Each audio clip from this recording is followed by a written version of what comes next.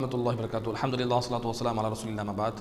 அன்பிற்குரிய இஸ்லாமிய உறவுகளை, இந்த குர்ஆன் ஹதீஸினுடைய விஷயத்தில் இன்றைக்கு பரவலாக அறிவை முற்படுத்தி அல்லது நாத்திக சிந்தனை முற்படுத்தி ஹதீஸை மறுக்கக்கூடிய, அதே போல் சஹாபாக்கள் இமாம்கள் அந்த ஹதீஸை எப்படி வழங்கியிருக்கிறாங்க, வசனங்களை எப்படி விளங்கினாங்க என்று எல்லாரும் ஒருமித்து இருந்தாலும் கூட இவர்கள் என்ன பண்ணுறாங்க, இன்றைக்கி ஹதீஸை சுய அறிவால் சிந்தித்து அது எங்கள் அறிவுக்கு தோதுவாக இல்லை, யதார்த்தத்தால் புரிய முடியலை என்று சொல்லி ஹதீஸை மறுக்கக்கூடிய மக்களை நம்ம பார்க்குறோம். அந்த மக்கள் என்ன செய்கிறாங்கன்னா, இஸ்லாத்தில் பல விஷயங்களை மறுக்கிறாங்க. உதாரணமாக நபி ஸல்லல்லாஹு அலைஹி வஸல்லம் அவங்களுக்கு சூனியம் வைக்கப்பட்ட அந்த சம்பவத்தை மறுக்கிறாங்கன்னு பார்த்தோம். அதனுடைய ஒரு வெளிப்பாடு தான் பார்த்திங்கன்னா, ஜின்கள் மனித உடம்பில் புக முடியாது என்கிற அந்த விஷயத்தை மறுக்கிறாங்க. இந்த ஜின்கள் மனித உள்ளத்தில் புக முடியாதுன்னு சொன்னது வழிகட்ட முஅ்தஸிலாக்கள் போன்ற அறிவை மட்டும் முற்படுத்தக்கூடிய, அந்த நாத்திக சிந்தனையுடைய அந்த அறிவை முற்படுத்தக்கூடிய முஅ்தஸிலாக்கள் தான் என்ன பண்ணாங்க, இது மாதிரியான ஹதீஸ்களை மறுத்ததை நம்ம பார்க்குறோம். அதில் இன்றைக்கி என்ன செய்கிறாங்க, தமிழகத்தில் சில பேர் குர்ஆன் சுன்னா பேசுகிறோம், தௌஹீது பேசுகிறோன்ற பேரில் வசனம் சொல்லியிருக்க, ஹதீஸ் சொல்லியிருக்க, சஹாபாக்கள் இமாம்கள் எல்லாரும் அந்த நிலைப்பாட்டில் இருக்கும்பொழுது என்ன செய்கிறாங்க, இவங்க தங்களுடைய அந்த நாத்திக சிந்தனையை அதை அறிவை முற்படுத்தி என்ன செய்கிறாங்கன்னு சொன்னால் இது மாதிரியான சம்பவத்தை மறுக்கிறாங்கன்னு பார்க்குறோம். சமீபத்தில் ஒரு மனு சலஃபை ஃபாலோ பண்ணக்கூடிய ஒரு அறிஞர் என்ன பண்ணார், ஒரு அறிவிப்பை வெளியிட்டிருந்தாங்க. அதாவது இது மாதிரி ஜின்னு பாதிக்கப்பட்ட மன பாதிப்புக்குள்ளான மக்களுக்கு ருக்கையா செய்யப்படும், அந்த ருக்கையா செய்யக்கூடிய ஓதி பார்க்கக்கூடிய பயிற்சி அளிக்கப்படும் அப்படின்னு ஒரு போஸ்ட் வந்துருந்துச்சு. அதில் ஒரு வாசகத்தை சொல்லியிருந்தாங்க, ஜின்களோடு உரையாடுவது எப்படின்னு சொல்லி அதை வாசகத்தை குறிப்பிட்டிருந்தாங்க. அப்போ அதை வைத்துக்கொண்டு என்ன பண்ணுறாங்கன்னா, ஜின்களோடு உரையாட முடியுமா, அது எந்த மொழியில் பேசும், இது வழிகட்ட கொள்கை, இது இஸ்லாத்தில் கிடையாது, இது மூட நம்பிக்கை என்பதை போல் என்ன செய்கிறாங்கன்னு சொன்னால் அதை பரவலாக அதை விமர்சனம் செய்து அதை சமூக வலைதளங்களில் பதிவு செய்யக்கூடிய காட்சி நம்ம பார்க்குறோம். இதில் பார்த்தீங்கன்னு சொன்னால், இந்த மனித உடம்பில் ஜின் புகுந்து மனிதனுக்கு மனித உள்ளத்தை ஆக்கிரமித்து அவனுக்கு ஒரு விதமான அந்த தன்மை ஏற்படுத்தும் என்பது குர்ஆனிலே ஹதீஸிலே சொல்லப்பட்டிருக்கிறது. சொல்லப்பட்டு இருந்தாலும் என்ன செய்கிறாங்கன்னு சொன்னால், இவங்களுடைய இந்த தவறான பிரச்சாரத்தின் மூலமாக மக்களுக்கு என்ன பண்ணிட்டாங்க, குர்ஆன் சுன்னாவில் சொல்லப்படாத ஜின்னு என்பது மனித உள்ளத்தில் புகாது என்று குர்ஆன் சுன்னாவில் எங்கேயுமே கிடையாது. அதை என்ன செய்கிறாங்கன்னு சொன்னால், அதுதான் குர்ஆன் சுன்னா சொல்லக்கூடியது என்பதை போல் மக்களுக்கு சித்தரிக்கக்கூடிய காட்சி நம்ம பார்க்குறோம். முதலாவது நம்ம மனித உடம்பில் ஜின்னு புகுமா என்பதற்கு அது மாத்திரமல்ல, அது புகுந்து அவனை முழுமையாக ஆக்கிரமிக்குமா என்பதற்கான ஆதாரத்தை குர்ஆனில் நம்ம பார்ப்போம். நீங்கள் முதலாவது பார்த்தீங்கன்னு சொன்னால், இதில் ஷைத்தானுடைய யதார்த்தமான தீண்டுதல் என்பது உண்டு. ஷைத்தானுடைய யதார்த்தமான தீண்டுதல் என்பது மனித உள்ளத்தில் யதார்த்தமாக சைத்தான் பாவத்தை தூண்டுவான். இது என்பது வேறு.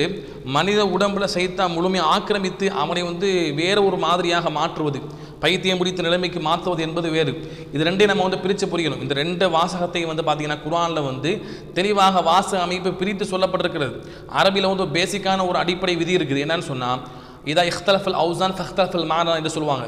அந்த வார்த்தைகள் மாறும் பொழுது அதனுடைய கருத்துக்கள், அதனுடைய அர்த்தங்கள் அது வேறு விதமாக மாறும் என்று ஒரு அடிப்படையான விதியை சொல்லுவாங்க. இந்த அடிப்படையான அரபு இலக்கண விதியை கூட அறியாமல் என்ன செய்கிறாங்க, குர்ஆனில் வரக்கூடிய வசனங்களை சுய வியாக்கியானம் கொடுக்குறாங்கன்னு பார்க்குறோம். அல்லாஹ் ரப்பல் ஆலமீன் ரெண்டையும் பிரித்து சொல்கிறான். ஒரு இடத்துல அல்லாஹ் சொல்கிறான், நபியே எம்மா என்ஸகன்னக நஸுகு மினஷ் ஷைத்தான் ஃபஸ்தஇது பில்லாஹ் அல்லாஹ் சொல்கிறான். 41 36 வசனம். அதாவது அல்லாஹ் சொல்கிறான், நபியை உமக்கு ஷைத்தான புறத்திலிருந்து ஒரு விதமான தூண்டுதல் ஏற்பட்டால், நஸுக் என்ற வார்த்தையை அல்லாஹ் பயன்படுத்துகிறான். இதை நீங்கள் என்ன குர்ஆன் நம்ம பார்க்கலாம். அதே மஸ்ன்ற வார்த்தையை பார்க்கலாம். சைத்தானம் இருந்து ஏற்படக்கூடிய தூண்டுதல் அப்படிங்கிற வார்த்தை இருக்குது. அல்லது யுவஸ் விசு மனித உள்ளத்தில் சூசலாட்டத்தை சைத்தான் போடுறான் அப்படிங்கிற வாசகம் பயன்படுத்தப்பட்டிருக்கு. இதெல்லாம் பார்த்தீங்கன்னு சொன்னால் இது பாவத்தை தூண்டுவதற்கான வாசகமாக தான் குர்ஆன் சொல்லுது. நசுகின்ற வார்த்தைக்கு அரபு இலக்கணம் சொல்கிறாங்க அல் ஹஸ்ஸு அலல் மாசி, பாவத்தை தூண்டக்கூடிய வாசகம் என்று என்ன செய்கிறாங்க, அரபியில் அந்த நசுகின்ற வார்த்தையை சொல்கிறாங்க. அப்போ சாதாரணமாக ஷைத்தான் மனித உள்ளத்தில் பாவத்தை தூண்டக்கூடிய வார்த்தை என்பது தனியாக சொல்லப்பட்டிருக்கு. ஆனால் பார்த்தோன்னு சொன்னால் குர்ஆனில் 2ஆம் அத்தியாயத்தில் பக்ராவில் வரக்கூடிய ஒரு வாசகம் 275வது வசனம். அதில் பார்த்தோன்னு சொன்னால், வட்டி வாங்கி உண்ணக்கூடிய நபரை மறுமையில் அல்லாஹ் ரப்பல் ஆலமீன் ஒரு விதமாக எழுப்புவதாக சொல்கிறான். அதில் அல்லாஹ் சொல்லும்போது சொல்கிறான், அந்த வட்டி வாங்கக்கூடிய மக்கள் எப்படி எழுப்பப்படுவாங்க, எத்தஹப்பத்துஹு ஷைத்தானு மினல் மஸ், அதாவது எத்தஹப்பத்துஹு ஷைத்தான் மினல் மஸ், சைத்தான் தீண்டி ஒரு விதமாக பைத்தியம் பிடித்த நிலைமையில் எழுப்பப்படுவார்கள் என்று அல்லாஹ் குர்ஆனில் சொல்கிறான். இந்த தஹப்பத்துன்ற வார்த்தைக்கு தஃசீரை நம்ம பார்க்குறோம். இதில் தாபீன்கள் சொல்லக்கூடிய அந்த விளக்கத்தில் பார்க்கும்பொழுது அது ஒரு விதமான பைத்தியம் பிடித்த நிலைமைக்கு அதை உருவாக்குதல் அப்படிங்கிற விஷயத்தை சொல்கிறாங்க. அப்போ வந்து பைத்தியம் பிடித்த நிலைமையில் வந்து ஷைத்தானால் தீண்டப்பட்டு முழுமையாக ஆக்கிரமிக்கப்பட்டு பைத்தியம் பிடித்த நிலைமையில் வந்து என்ன செய்வான், வட்டியை வாங்கி சாப்பிட்டவன் மறுமையில் எழுப்பப்படுவான் என்று வசனம் தெளிவாக சொல்லுது. அதில் அவருடைய வாசகம் வந்து எத்தஹப்பத்துகுன்ற வார்த்தை தெளிவாக பயன்படுத்தப்பட்டிருக்கு. அப்போ வந்து பார்த்தோம்னு சொன்னால் இது யதார்த்தமான தீண்டுதல் கிடையாது. இப்போ சாதாரணமாக மனசில் உள்ளத்தை பாதிப்பு ஏற்படுத்தப்பட்டால் அது வந்து உடம்புல அந்த பாதிப்பு வந்து சாதாரண ஊசலாட்டம் வந்து உடம்புல பெருசாக பாதிப்பு ஏற்படுத்தாது. அல்லாஹ் வந்து என்ன சொல்கிறான், இது ஒரு தண்டனையாக அல்லாஹ் சொல்கிறான். வட்டிக்கு வாங்கினவங்களுக்கு வந்து ஒரு சைத்தான் தீண்டி ஆக்கிரமித்து பைத்தியமானவனை போல மறுமையில் எழுப்பப்படுவான் அப்படின்னு சொல்கிறான். இது சாதாரணமான தீண்டுதலாக வைக்க முடியாது. இந்த இடத்துல வந்து பார்த்தீங்கன்னா சாதாரணமான தீண்டுதலாக அர்த்தம் வச்சேன்னு சொன்னால் அப்போ அவனுக்கு வேதனை அளிக்கப்படுறது வந்து பொருத்தமற்றதாயிரும்.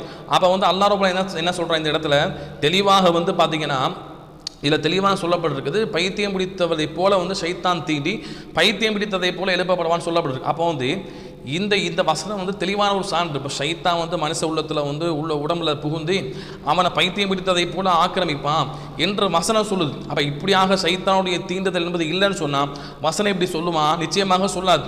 அவங்க நடக்காத ஒன்று அல்லாஹ் சொல்லுவானா? அல்லாஹ் நிச்சயமாக சொல்ல மாட்டான். அப்போ சைத்தான் பிடித்து பைத்தியம் பிடித்தக்கூடிய நிலைமைக்கு மனுஷன் போகுவான், அப்படிப்பட்ட அந்த தண்டனையை மறுமையில் அவனுக்கு கொடுக்கப்படும் என்று சொல்லி அல்லாஹ் ரப்பல் ஆலமீன் தெளிவாக சொல்கிறான்.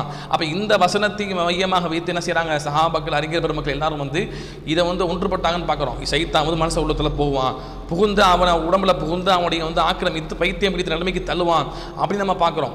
அது மட்டும் இல்லை, ஹதீஸ் ஒன்று பதிவு செய்யப்பட்டிருக்கு. முஸ்னத் அஹமதில் வரக்கூடிய ஒரு ஹதீஸ் 1798வது ஹதீஸ். இதில் வந்து பார்த்தீங்கன்னு சொன்னால் ஒரு அறிவிப்பு வருது. அதில் யாலா பின் முர்ரான் சொல்லக்கூடிய ஒரு சஹாபி பெண்மணி வந்து நபி ஸல்லல்லாஹு அலைஹி வஸல்லம் அவங்ககிட்ட குழந்தையை கொண்டு வர்றாங்க, சிறுவனை கொண்டு வர்றாங்க. கொண்டு வந்து அவனுக்கு சைத்தான் பிடிச்சிருக்கு, ஜின்னு பிடிச்சிருக்குன்னு சொல்கிறாங்க. அப்போ நபி ஸல்லல்லாஹு அலைஹி வஸல்லம் என்ன பண்ணுறாங்கன்னா அந்த இடத்துல சொல்கிறாங்க, உஹ்ருஜ் அதுவல்லா வான ரசூலுல்லாஹ், அதாவது நீ வந்து அதாவின் விரோதியே, நீ வெளியேறு, நான் அல்லாஹ்வுடைய தூதர்னு சொல்கிறாங்க. அப்போ இந்த ஹதீஸ் வந்து செய்யப்பட்டிருக்கு, பதிவு செய்யப்பட்டிருக்குன்னு பார்க்குறோம். அப்போ அந்த ரசூலுல்லாஹ் ஸல்லல்லாஹு அலைஹி வஸல்லம் அவங்களுக்கு அந்த சிறுவனுக்கு ஜின்னு பாதிப்பு ஏற்பட்டப்பட்டிருக்கு. ரசூலுல்லாஹ் என்ன வார்த்தையை சொல்கிறாங்க, உஹ்ருஜ் அதுவல்லா, அல்லாஹ்வுடைய விரோதி நீ வெளியேறு சொல்கிறாங்க. அப்போ மனித உடம்புல வந்து ஜின்னு வந்து போவா என்பதற்கு இது ஒரு தெளிவான சான்று. இதில் வந்து பார்த்தோன்னு சொன்னால் இந்த ஜின்னு வந்து மனித உள்ளத்தில் புகாது என்று சொல்லக்கூடிய மக்கள் வந்து என்ன பண்ணுறாங்கன்னா அறிவிப்பாளர் வரிசையில் ஏதாவது ஒரு 2 அறிவிப்பாளர் வரிசையில் வந்து பலகீனம் இருக்கும், அதை எடுத்து சொல்லி என்ன செய்கிறாங்க, இந்த ஹதீஸ் ஒட்டுமொத்தமாக பலகீனம் என்று சித்தரிக்கிறாங்க. அதில் வந்து பார்த்தீங்கன்னா மனாஹில் பின் அம்ருன்னு சொல்லக்கூடிய ஒரு அறிவிப்பாளர் வரார், இவர் பலகீனமானவர். அதே போல் வந்து இது மாதிரி அறிவிப்பாளர் என்ன செய்கிறாங்க, அஹ்மஷ்னு சொல்லக்கூடிய அறிவிப்பாளர், இவரை காமிச்சு என்ன செய்கிறாங்க, இந்த அறிவிப்பு மொத்தமாகவே பலகீனன்னு சொல்கிறாங்க. ஆனால் வந்து பார்த்தோன்னு சொன்னால் அப்படி இல்லை.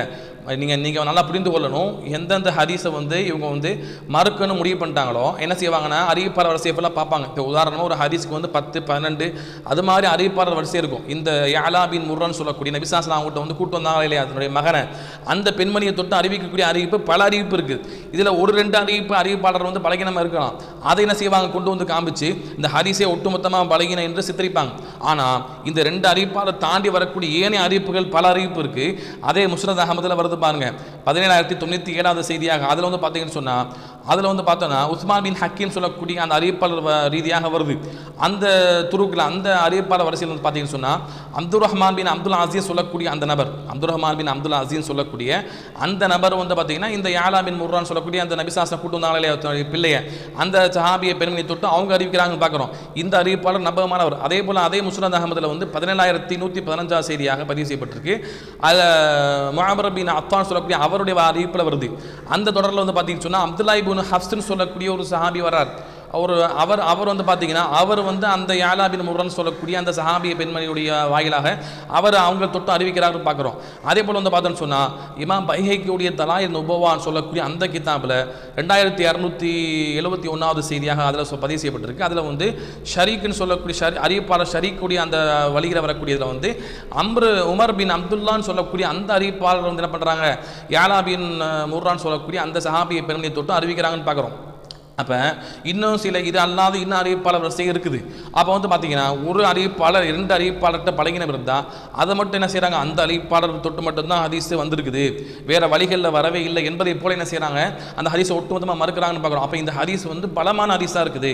இதை வந்து இமாம் இப்னு கஸீர் ரஹிமஹுல்லாஹ் அவங்க வந்து பிதாயா வன் நிஹாயால சொல்கிறாங்க, 6வது வால்யூம் 154வது பக்கத்தில், ஹாதிஹி துருக்குன் ஜயீதத்துன் வ முத்தஅத்திதத்துன், அது இந்த அறிவிப்பாளர் வரிசையை பொறுத்த வரைக்கும் இது வந்து பார்த்தீங்கன்னா இதெல்லாம் பலமானது, பலதரப்பட்ட பலமான அறிவிப்புன்னு சொல்கிறாங்க.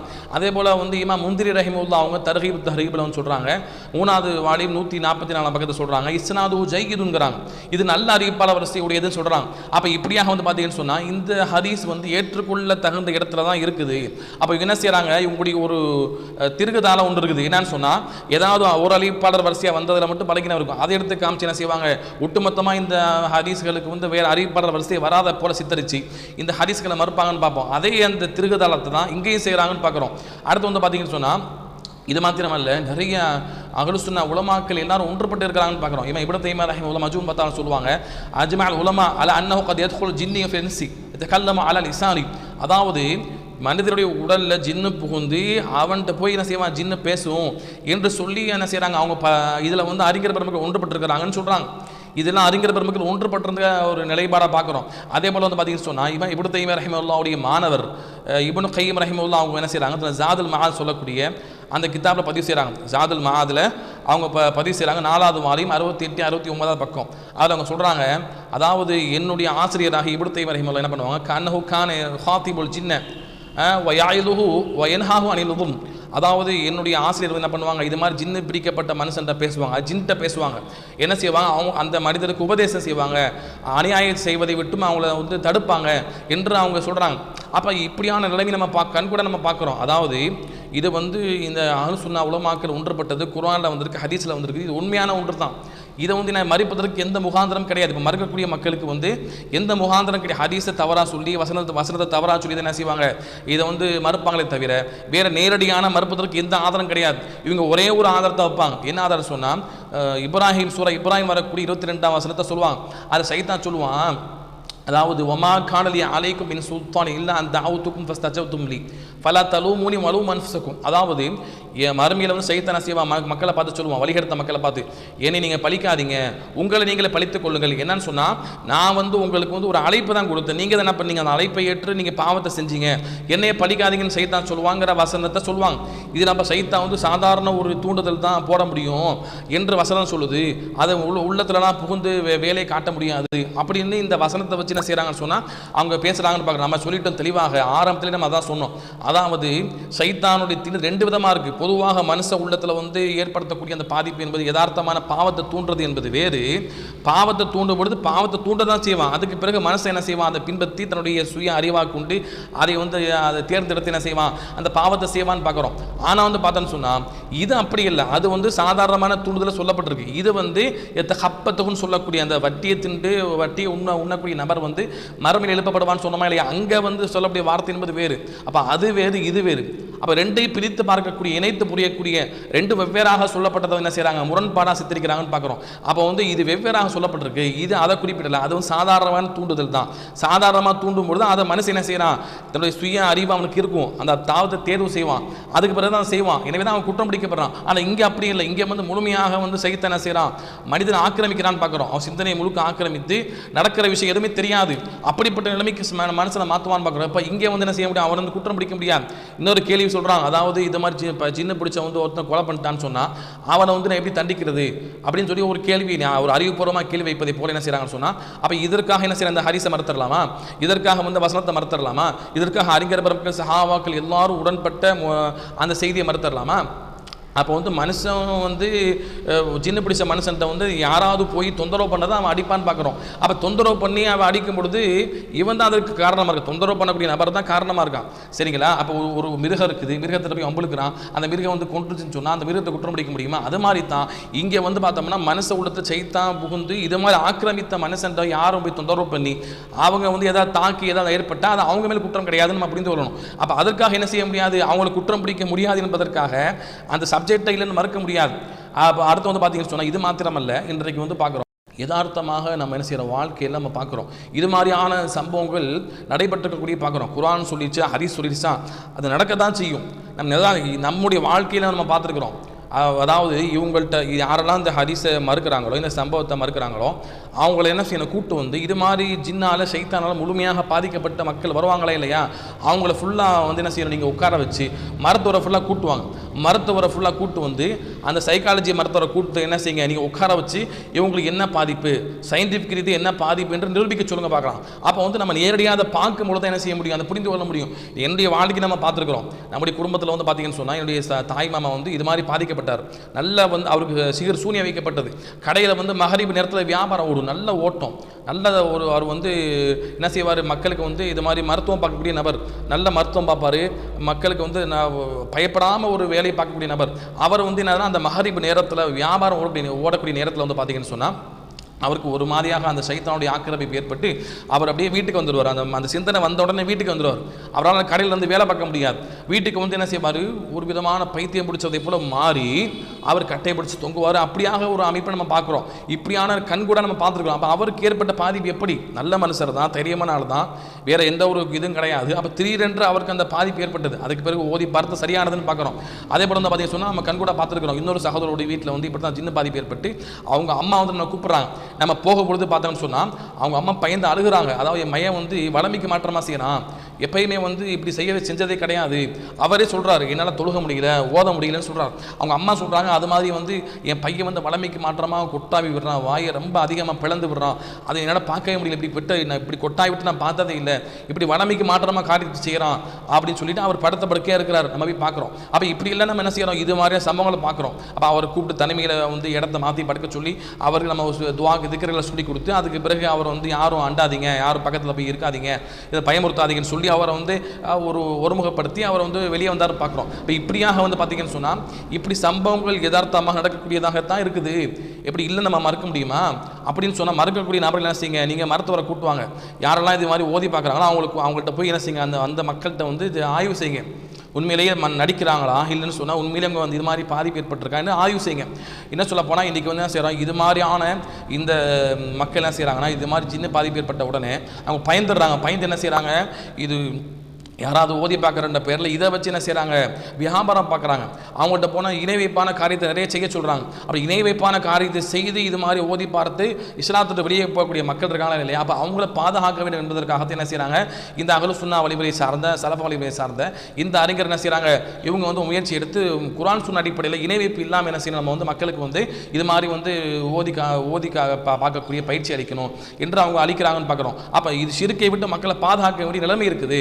அப்போ இவங்க என்ன செய்கிறாங்க, இப்படியெல்லாம் இல்லைன்னு மறுக்கும் பொழுது இதில் வந்து முறையான ஓதி பார்க்கக்கூடிய முறை என்பது உண்டு என்று அதை ஏற்றுக்கொண்டு அதன் முறைப்படி வந்தால் தான் இணை வைப்பில் போகக்கூடிய மக்களை பாதுகாக்கக்கூடிய என்று புரிந்து கொள்ளணும். அப்போ வந்து இது நம்ம வந்து குர்ஆனில் பார்க்குறோம், ஹதீஸில் பார்க்குறோம், சஹாபாக்கள் இமாம்களுடைய நிலைப்பாடாக நம்ம பார்க்குறோம்.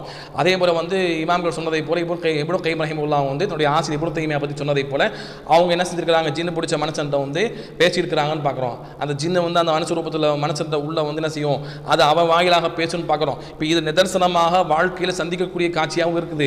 அப்போ இதெல்லாம் என்ன செய்யறாங்க, எல்லாத்தையும் மறுத்துட்டு என்ன செய்யறாங்கன்னு சொன்னா இவங்க ஒரு நாத்திய சிந்தனைக்கு போய் ஆளாயிட்டாங்க.